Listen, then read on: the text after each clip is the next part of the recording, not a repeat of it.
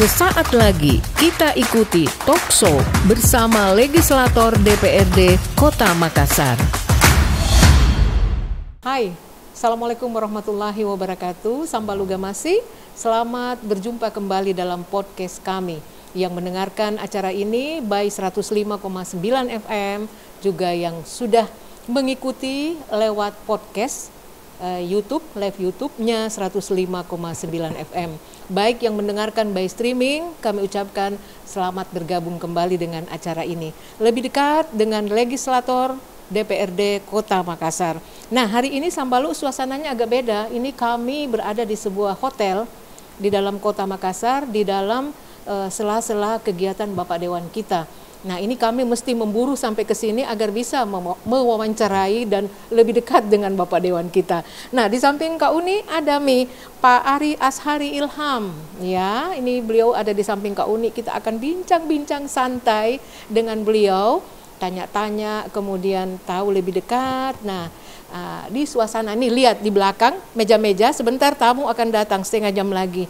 Jadi kita langsung saja ya. Assalamualaikum Pak Ari. Assalamualaikum warahmatullahi wabarakatuh. Iya Kak Uni. Iya, ini di apa namanya, di tengah masyarakat, di konstituenta dipanggil juga dengan Pak Ari. Iya, Kakak Ari. Kakak Ari ya, iya, lebih ini. Lebih dekat. Lebih dekat. Jadi Kak Ari jadi agen ya, agen kepemudaan. Siap. Ya. Ini lihat Sambalu, kita di acara HATA ini Pak, sosialisasi penyebarluasan peraturan daerah Perda Sosper ya, tentang kepemudaan. Ini sebentar acaranya Pak ya? Iya, sebentar, insya Allah jam 1 Kak Uni. Iya, jam 1 ya. Jadi ini yang hadir siapa-siapa saja Pak? Iya, tentunya konstituen di dapil kami dari masyarakat di Kecamatan Mamajang, Mariso, dan Tamalate. Iya, wilayah Mamarita ya? Mamarita Kak. Semuanya hadir nanti di sini. Insya Allah. Dan itu akan mendengarkan tentang kepemudaan ini? Iya, kita akan mensosialisasikan perda tentang kepemudaan, karena tidak kurang Kak Uni dari masyarakat di Kota Makassar belum mengetahui bahwa ada perda yang mengatur di Kota Makassar terkait kepemudaan. Ini kan sangat disayangkan, pemerintah kota sudah menggelontorkan dana, banyak waktu yang terbuang, kemudian ada perda-perda di Kota Makassar yang belum tersebarluaskan dengan baik oleh pemerintah kota ke masyarakat. Iya, ini kan Bapak Dewan sudah sibuk ya membuat ranperda, kemudian jadi perda, kemudian bagaimana aturan ini bisa langsung menyentuh pada masyarakat. Itu pasti kerja-kerja yang butuh waktu banyak Pak ya. Nah, ini kegiatan seperti ini biasa dalam satu perda berapa kali Pak? Tergantung Kak, ini kan kita kegiatannya biasanya 1 tahun itu sampai 18 kali. Tentunya kita melihat kondisi di masyarakat, bahwa apa sih kebutuhan-kebutuhan masyarakat terkait peraturan daerah yang ingin mereka ketahui. Apalagi saya kan konsennya di kepemudaan, sehingga saya merasa bahwa tugas dan kewajiban saya sebagai wakil rakyat untuk menyampaikan kepada para pemuda bahwa ada regulasi atau ada aturan yang mengatur di Kota Makassar terkait kepemudaan, mulai dari apa hak anak muda, kemudian apa kewajiban anak muda di Kota Makassar. Iya, baik. Nah, Sambalu, itu ya sedikit penjelasan tentang keadaan tempat kerjanya Pak Ari ya, ini di sebuah hotel. Sebenarnya kan beliau adalah wakil dari Kota Makassar, walaupun dapil khususnya adalah Mamarita. Jadi kita sampaikan Mamarita ini sekali lagi biar terulangi terus demi waktu demi waktu. Mamarita, Mamajang, Mariso, Tamalate ya. Jadi ini beliau dari Partai Nasdem. Siap, jadi restorasi ya Pak. Restorasi ya, itu ada satu kata-kata yang jadi kata kunci kalau restorasi itu adalah Nasdem. Nah, kemudian di Komisi B bidang ekonomi dan keuangan. Iya, berarti sibuk sekali di bidang itu Pak ya. Ekonomi dan keuangan. Dan berikut sekarang dipercaya oleh fraksi sebagai ketua fraksi. Ketua fraksi, alhamdulillah. Iya, di DPRD Kota. Satu fraksi berapa orang itu Pak? Sekarang alhamdulillah Nasdem, karena kita partai pemenang di Kota Makassar, saat ini Nasdem mempunyai 6 orang anggota fraksi di Kota Makassar. Baik, jadi Bapak mengetuai yang 6 orang ini? Iya Kak. Baik. Uni mau tanya-tanya, ini Bapak lincah sekali ya Pak? Siap Kak Uni. Lincah sekali, ada di mana-mana. Sebagai agen perubahan, ya haruslah Bapak Dewan, Ibu Dewan itu harus lincah. Ini kita terpilih, ini periode keberapa Pak? Baru periode pertama. Oh, Insya Allah periode akan pertama. maju lagi nanti. Insya Kak. Allah Iya. ya. Masih Mama Rita juga, Masih Pak? Mama Rita, Kak. Iya, jadi ini 4 tahun menjelang 5 tahun. Iya. Alhamdulillah. Apa yang paling banyak muncul, Pak Ari? Ketika Pak Ari Undapil, ketika sosper, ataupun sosialisasi langsung? Iya. Iya, apa yang paling banyak Jadi muncul? aduan masyarakat, Kak, ya. Iya. Tentunya aduan masyarakat saat ini adalah infrastruktur, Kakak Uni, karena kita mengetahui bahwa 2 tahun kemarin ini kita diperhadapkan dengan COVID-19 yang Iya. tentunya anggaran-anggaran kemarin ini difokuskan untuk penanganan kesehatan yang tentunya akan mempengaruhi dari pelayanan pemerintah di bidang infrastruktur, sehingga Iya. memang setiap kami turun, setiap kami menyerap aspirasi masyarakat, banyak yang mengeluhkan terkait infrastruktur kita yang ketinggalan karena masih banyak wilayah-wilayah yang jalannya masih rusak, kemudian drainasenya belum dibetulin dan segala macam. Iya, jadi seperti itu, Pak, ya. Iya, yang kedua lagi Kak Uni terkait sistem zonasi yang diterapkan di sekolah ini menjadi keluhan yang sangat luar biasa dari masyarakat di Kota Makassar, sehingga saya banyak berkoordinasi dengan teman-teman pemerintah Kota Makassar, dengan Pak Wali Kota Makassar, bahwa seharusnya di Kota Makassar ini sebelum kita menerapkan sistem zonasi ini, yang paling pertama adalah fasilitas sekolah harus disamaratakan dulu, kemudian tenaga pengajarnya juga harus disamaratakan, sehingga semua orang tua siswa maupun siswanya tidak pilih-pilih sekolah lagi. Iya. Kenapa? Karena misalnya SMP 6 dengan SMP 24 sama aja bagusnya sekolahnya. Iya. Semuanya fasilitasnya sama. Kemudian guru-gurunya juga sama keahliannya. Oleh karenanya memang ada beberapa hal yang menjadi catatan PR untuk pemerintah kota, mulai dari infrastruktur, kemudian sistem zonasi dan sebagainya. Iya, jadi itu yang dominan muncul, Pak, ya, zonasi. Zonasi kan kita tahu bersama, Sambalu, ini lumayan jadi problem pro dan kontra ya, di tengah masyarakat. Ada yang mendukung, ada juga banyak yang tidak. Jadi ini mudah-mudahan ke depan ada solusi yang terbaik, Pak. Mudah-mudahan. Iya, seperti itu. Itu harapan masyarakat. Kemudian kita akan lanjut lagi, Sambalu, ke pertanyaan berikut ini. Iya.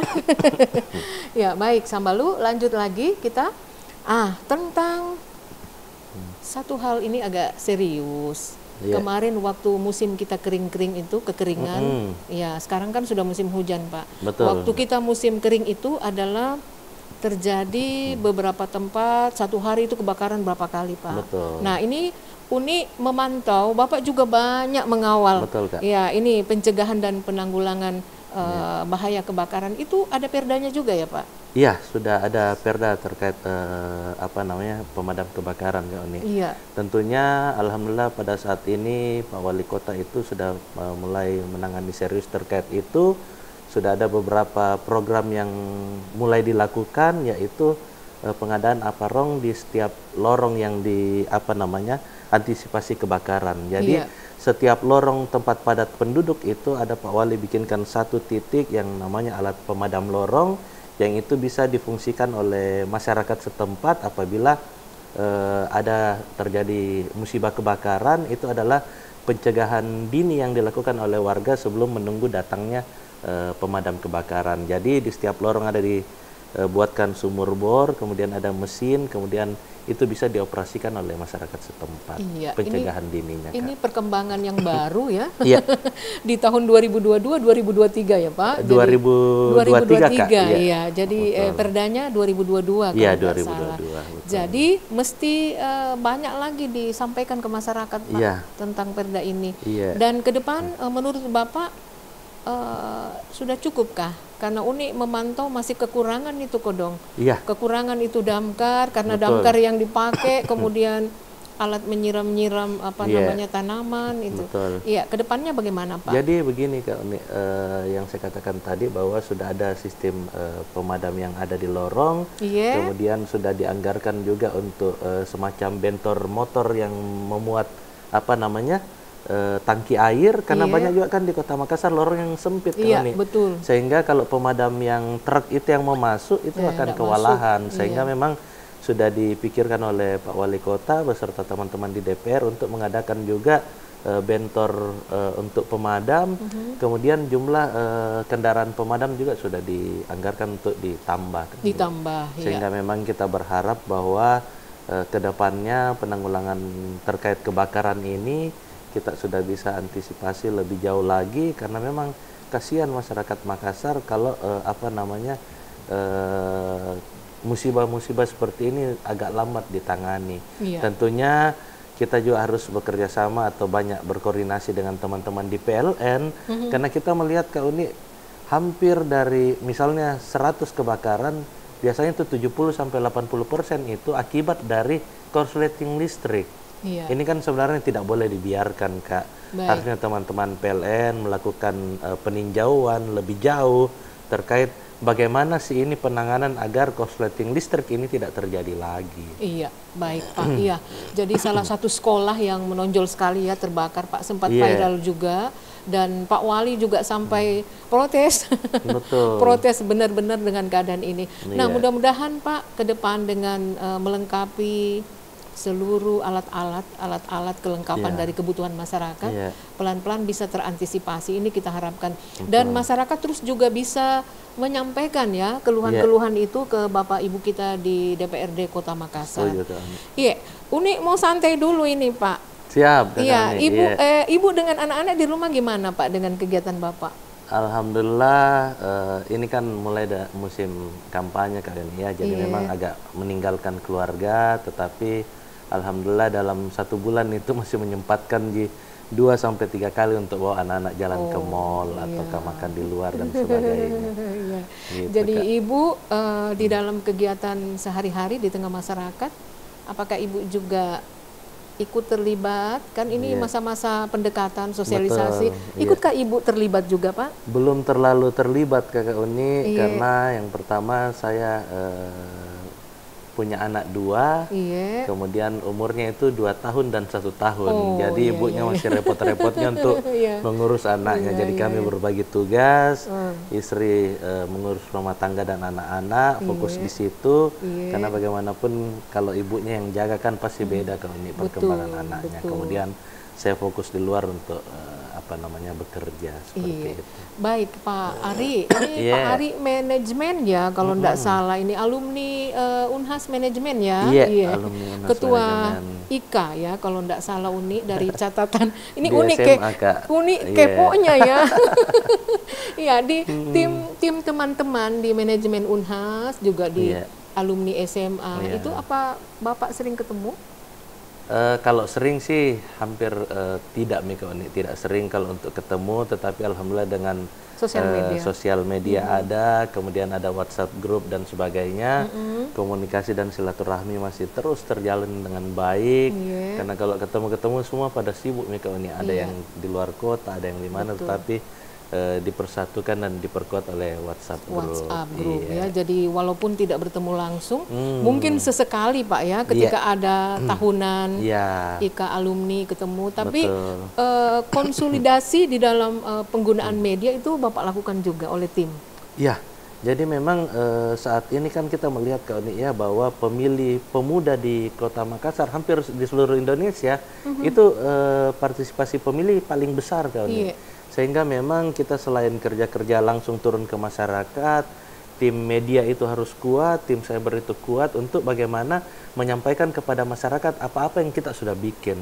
Karena kan kita di politik ini bukan hanya bekerja, tetapi bagaimana juga mempublikasikan kepada masyarakat bahwa apa-apa yang kita sudah lakukan untuk masyarakat. Karena jangan sampai masyarakat berpikir, apa gunanya yang saya pilih Pak Ari, kemudian tidak ada yang dia bikin, datang duduk diam di kantor. Sehingga hampir semua kegiatan-kegiatan saya Kakak ini, baik itu rapat-rapat di kantor maupun kegiatan-kegiatan sosial di lapangan atau kegiatan-kegiatan kerja di lapangan, itu saya sampaikan di media sosial saya.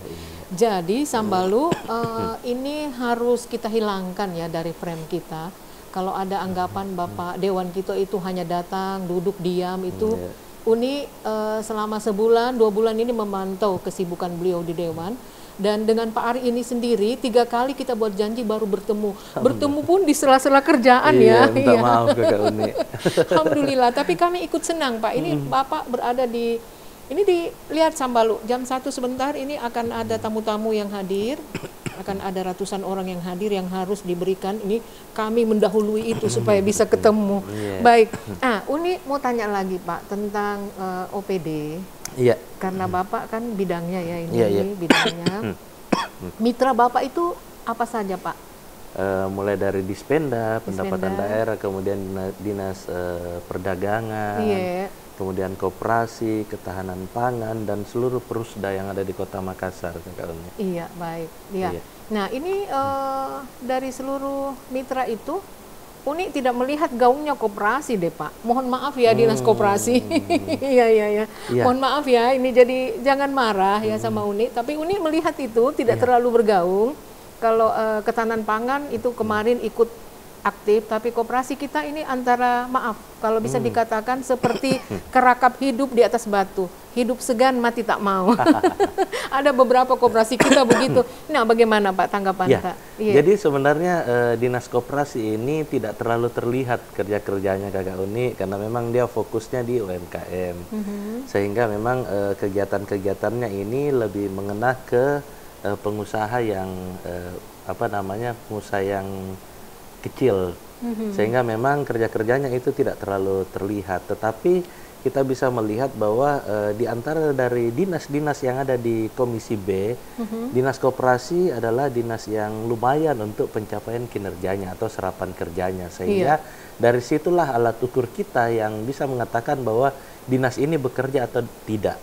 Nah, di Kota Makassar justru kita melihat dinas PU yang seharusnya itu menjadi tulang punggung atau penopang dari kerja-kerja OPD di Kota Makassar, apalagi dia membidangi infrastruktur, justru dinas PU lah yang hampir tidak ada kerjanya. Kenapa? Karena pekerjaannya itu sampai saat ini belum sampai 40%. Kita mengukur OPD itu bekerja atau tidak, Kakak Uni, berdasarkan serapan anggarannya.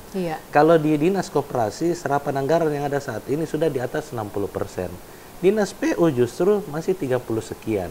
Berarti di antara kerja-kerja OPD yang ada di Kota Makassar itu SKPD, yang paling rendah serapannya ada Dinas PU. Sehingga memang kalau Pak Wali ingin melakukan rotasi atau ingin melakukan mutasi, saran saya adalah Dinas PU harus menjadi prioritas untuk kita ganti. Baik. Jadi berbasis kinerja Pak ya, anggaran berbasis kinerja. Betul. Nah, ketika anggaran itu dipakai banyak sesuai dengan program di awal tahun di APBD, lalu banyak yang selesai, banyak yang dipakai, itu yang dikatakan bekerja. Karena kita misalnya sudah menganggarkan 1 miliar. 1 miliar itu diperuntukkan untuk pelayanan masyarakat. Tetapi ternyata mereka cuma menghabiskan 300 sampai 400 juta. Itu kan artinya bahwa mereka tidak melayani masyarakat dengan baik. Toh yang harusnya masyarakat mendapatkan pelayanan penuh ternyata tidak dilayani dengan baik oleh SKPD terkait. Itu kan yang namanya merugikan masyarakat. Baik. Uni memantau ini karena dari data yang ada, dari jejak rekam itu Pak Ari aktif sekali menggenjot Sambalu. Menggenjot beberapa program yang ada di kota, kemudian memberikan dorongan-dorongan dan pengarahan. Ya, Uni aktif sekali Pak, sesuai dengan penjelasan Bapak tadi. Dan kalau ada dua kata Pak, dua kata ini, pendidikan, kesejahteraan, ini kan hal dasar di tengah masyarakat. Betul. Yang mana Bapak utamakan Pak? Sejahtera dulu Kakak Uni. Sejahtera dulu. Karena kalau dia sejahtera, otomatis dia akan bisa menyekolahkan anaknya, pendidikannya terpenuhi, dan segala kebutuhan itu bisa terpenuhi. Begitu ya. Jadi artinya Bapak akan support serius membantu masyarakat supaya sejahtera dulu. Terkait kesejahteraannya dulu. Baik. Oke. Ada satu juga tentang dulu ada sebuah perusahaan di daerah Tanjung sana. Itu menurut Bapak tidak memasukkan dividen. Betul. Bisa cerita sedikit itu Pak? Mohon maaf ini kita kalau ini tidak usah menyinggung perusahaannya, tapi Bapak menggenjot itu supaya bisa menghasilkan dividen untuk kota dan untuk daerah kita. Silahkan Pak. Jadi sebelum jadi anggota DPR Kakak Uni, saya basicnya pengusaha di bidang properti dan kontraktor, sehingga mohon maaf, pengusaha tidak bisa main-main. Kita tidak bisa, anggota DPR itu tidak bisa dibodohi. Sehingga saya kemarin ke perusahaan yang Kakak Uni maksud itu, kami membuka datanya, ternyata tidak memasukkan dividen atau tidak tidak menyetorkan dividen. Ini kan merugikan pemerintah kota, sehingga pemerintah kota seharusnya yang kita bekerja sama tetapi tidak menguntungkan pemerintah kota itu kan harusnya diputus aja. Sehingga banyak hal-hal yang saya buat di dalamnya, mulai dari memerdekakan setiap klaster, karena pada saat kita memerdekakan setiap klaster itu kan otomatis akan membawa pendapatan baru untuk pemerintah kota. Contohnya, di Tanjung Bunga itu Kakak Uni dipungut BPL setiap bulannya variatif, ada yang 200.000, 300.000 sampai 1 juta per rumah. Itu kan terkait biaya pemeliharaan lingkungan dari sampah dan security. Tetapi kalau itu kita ambil alih, dan harus memang diambil alih Kakak Uni, karena sudah ada perda yang mengatur terkait fasum dan fasos, sehingga setiap pengusaha properti yang sudah selesai membangun itu wajib untuk menyerahkan fasum dan fasosnya kepada pemerintah kota.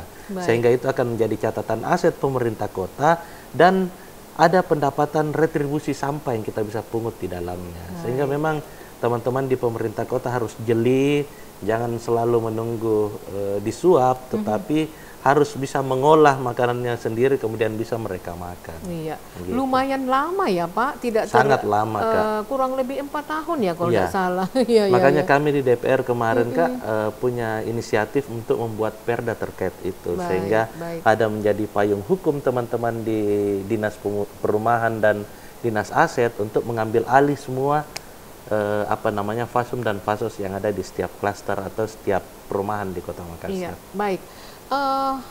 Sambaluga Masih ya, yang suka mendengarkan acara kami, yang biasa bergabung di acara seputar Makassar dan sekitarnya, ini adalah kesempatan ya Sambalu untuk banyak kita berkomentar, banyak kita memasukkan pandangan, kritikan, tetapi kritikannya yang konstruktif ya, yang membangun.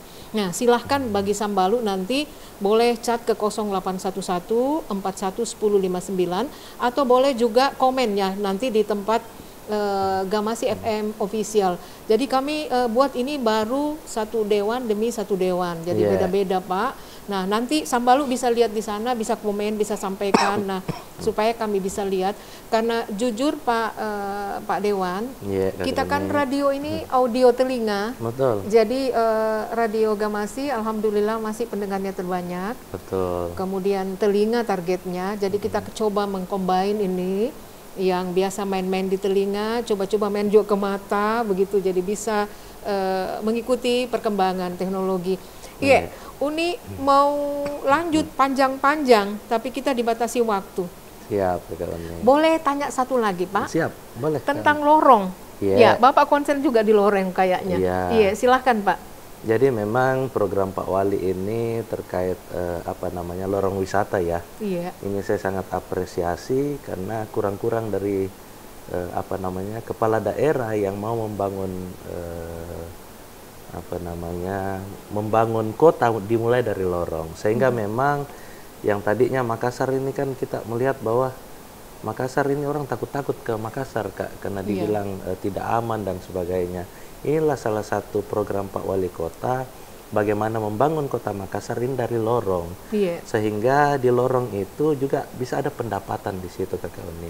Justru Pak Wali itu sudah mengatakan bahwa di setiap lorong yang ada pengusaha cateringnya, kemudian ada pengusaha kuenya dan sebagainya, nanti mau dibuatkan aturan bahwa perusahaan-perusahaan terdekat dari situ mengambil kue-kuenya dan cateringnya dari situ, tetapi tentunya pemerintah Kota Makassar memberikan dulu sertifikasi layak konsumsi, kemudian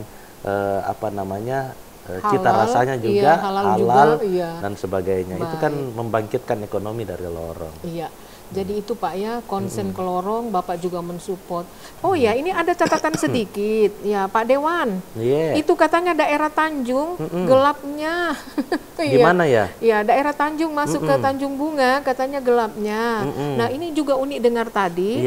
bahwa itu sudah diserahkan pasumnya dan Iya, pasusnya. betul. Bisa enggak Pak ditambah itu penerangan daerah Tanjung? Iya, jadi sebenarnya kalau yang gelap itu memang kemarin itu masa transisi, waktu peralihan ya dari pengelola yang ada ke pemerintah Kota Makassar. Tetapi alhamdulillah sepanjang ini jalanan masuk ke Tanjung itu sudah dipasangi oleh pemerintah kota penerangan jalannya. Mungkin saat ini masih dibatasi oleh PLN karena memang pasokan listrik yang masih terbatas, jadi mungkin menyalanya itu masih langkah-langkah kayak orang Makassar bilang. Tetapi insya Allah setelah pasokan listrik normal itu kan menyala secara keseluruhan. Saya kebetulan warga Tanjung asli, makanya hampir di setiap lorong juga kalau saya jalan-jalan saya melihat lorong mana yang gelap itu saya akan laporkan kepada ke dinas perhubungan untuk dipasangkan lampunya. Tetapi mungkin karena manusia biasa masih ada keterbatasan yang saya belum kunjungi. Insya Allah kalau ada aduan-aduan dari masyarakat tolong segera dilaporkan supaya kami bisa maksimalkan kerja-kerja kami sebagai wakil rakyat. Satu lagi Kakak Uni, silakan, saya Pak. fokus di bidang pariwisata. Jadi kalau kita main-main ke pantai Tanjung Merdeka, Tanjung Bayam. Sekarang yang lagi bagus itu Kak di Villa Pantai Biru.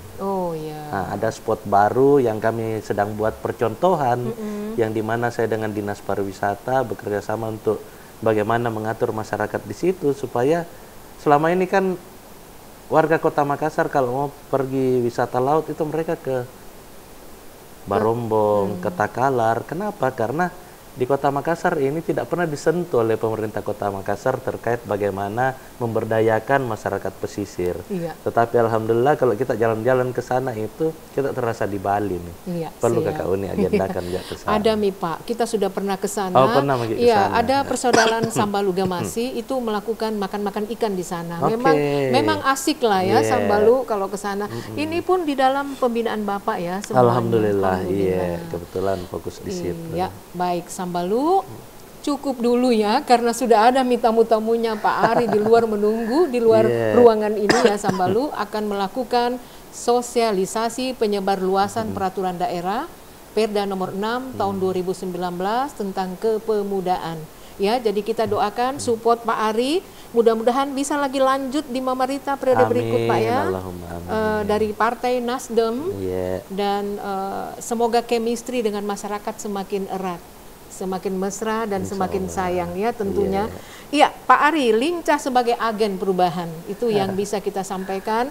Pak Ari Ashari Ilham. Ya, kami minta closing Pak. Sebelum kita tutup, Bapak mau katakan apa ini? Silakan. Saya cuma mau mengajak anak muda di Kota Makassar bahwa kita tidak boleh antipati kepada politik karena anak muda sebagai penyambung estafet masa depan bangsa, sehingga kita harus terlibat semua di dalam situ. Teman-teman yang belum ada di jalur politik bisa mengawasi juga kerja-kerja pemerintah Kota Makassar karena pemerintah Kota Makassar melakukan kerja-kerja untuk pelayanan kepada Kota Makassar. Kita semua memastikan bahwa hal itu memang sudah sesuai dengan harapan anak-anak muda di Kota Makassar. Baik, terima kasih banyak Pak Ari Ashari Ilham. Sambalu, kami pamit. Nantikan episode selanjutnya dari podcast kami ataupun siaran kami di Radio Gamasi 105,9 FM. Jangan lupa kita subscribe juga, kita like juga, lihat-lihat, dengar sambil dengar ya. Kebanyakan kami ini pendengar Pak, tapi coba-coba kita giring juga ini dan sampai ketemu lagi. Ya, assalamualaikum warahmatullahi wabarakatuh. Mari Kidi. Mari Kidi, Acara ini dipersembahkan oleh Sekretariat DPRD Kota Makassar.